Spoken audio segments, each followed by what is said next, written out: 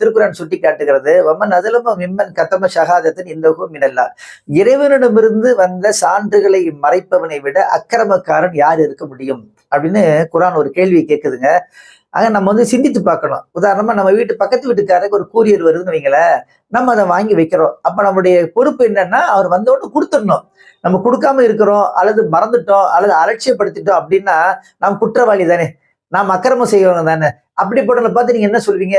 துரோகின்னு சொல்லுவீங்க, மோசமானவர் சொல்லுவீங்க. எவ்வளவு திட்டல் நம்ம செய்வோம் இல்லைங்களா? ஆக கண்ணியத்துக்குரியவர்களே, அதை விட மிக சிறந்த மதிப்பு வாய்ந்த குரானை நமக்கு இறைவன் கொடுத்திருக்கிறான். குரானை பெற்ற சமுதாயம் தானே நாம். அப்ப நம்ம அந்த குரானை பற்றி தெரியாத மக்களுக்கு எடுத்து சொல்ல வேண்டும் அல்லவா? குரானை அறிமுகப்படுத்த வேண்டும் அல்லவா? அப்ப நம்ம அந்த குரானை அறிமுகப்படுத்தாம எடுத்து சொல்லாம இருந்தா நாமும் அந்த அக்கிரமக்காரர்கள் பட்டியலில் வருவோமா இல்லையா? கண்ணியத்துக்குரியவர்களே, குரானை நாமும் படிப்போம், நாமும் செயல்படுத்துவோம், அனைவருக்கும் அறிமுகப்படுத்துவோம்.